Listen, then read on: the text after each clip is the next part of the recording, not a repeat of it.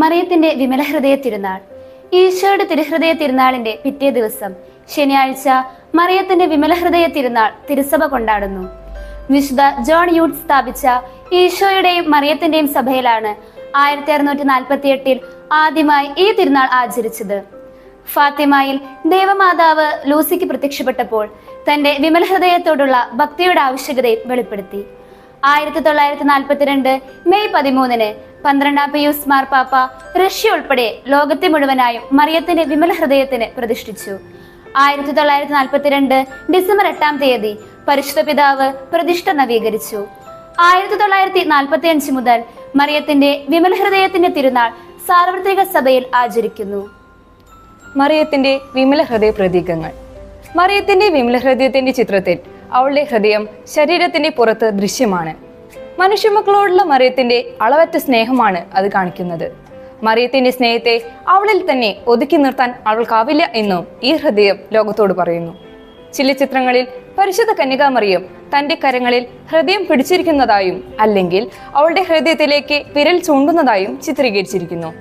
തന്റെ അടുത്തു വരുന്ന എല്ലാവർക്കും മാതൃസ്നേഹവും കരുതലും നൽകാനുള്ള മറിയത്തിന്റെ സന്നദ്ധതയാണ് ഇത് വ്യക്തമാക്കുന്നത്. രണ്ടാമതായി, അവളുടെ ഹൃദയത്തിൽ അഗ്നിനാളങ്ങൾ കാണാം. ദൈവത്തോടും മനുഷ്യവംശത്തോടുമുള്ള മറിയത്തിന്റെ തീക്ഷ്ണതയുള്ള സ്നേഹത്തിന്റെ അടയാളമാണ് അഗ്നിനാളങ്ങൾ. മറിയത്തിന്റെ ഹൃദയത്തിന് ചുറ്റും വെളുത്ത റോസാപ്പൂക്കളുണ്ട്.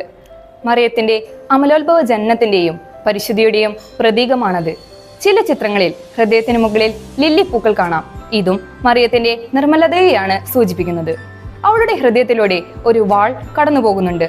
ലൂക്കാ സുവിശേഷത്തിൽ ഈശോയെ ദേവാലയത്തിൽ കാഴ്ചവെക്കുമ്പോൾ ശിമിയോൻ പറഞ്ഞ പ്രവചനത്തിലേക്കാണ് ഇത് വിരൽ ചൂണ്ടുന്നത്. മറിയം ജീവിതകാലത്ത് കടന്നു പോകേണ്ടി വന്ന സഹനങ്ങൾ, പ്രത്യേകിച്ച് പ്രിയസുതന്റെ കുരിശുമരണത്തെ അത് സൂചിപ്പിക്കുന്നു.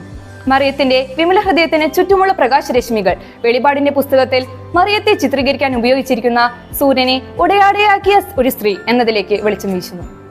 സ്നേഹം തന്നെയായ ഈശോ സ്വയം ശൂന്യനാക്കി എളിമയിൽ നിറഞ്ഞ് പരിശുദ്ധ കന്യകാമറിയത്തിന്റെ ഉദരത്തിൽ പ്രവേശിച്ചപ്പോൾ മറിയത്തിന്റെ ഹൃദയം വിമല ഹൃദയമായി മാറി. പരിശുദ്ധാത്മാവിലാലാണ് മറിയം ഗർഭം ധരിച്ചത്.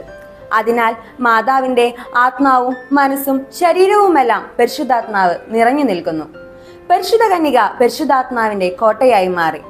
വിമല ഹൃദയത്തിന് സമർപ്പിക്കപ്പെടുന്ന ആത്മാക്കളെ പരിശുദ്ധ അമ്മ തന്റെ ഉള്ളിൽ വാഴുന്ന പരിശുദ്ധാത്മാവിന് ഏൽപ്പിച്ചു കൊടുക്കുന്നു. പരിശുദ്ധാത്മാവ് തനിക്ക് സമർപ്പിക്കപ്പെട്ട വ്യക്തികളെയും സമൂഹങ്ങളെയും ശുദ്ധീകരിച്ച് രൂപാന്തരപ്പെടുത്തുന്നു. ഇത് പരിശുദ്ധാത്മാവിന്റെ ഒരു പ്രവൃത്തിയാണ്. അതുകൊണ്ട് വിമല ഹൃദയത്തിന് പ്രതിഷ്ഠിക്കപ്പെടുന്ന ഒരു ആത്മാവും നശിച്ചു പോവുകയില്ല. ഒരിക്കൽ കൂടി എല്ലാവർക്കും മാതാവിന്റെ വിമല ഹൃദയ തിരുനാൾ ആശംസകൾ നേരുന്നു. നന്ദി.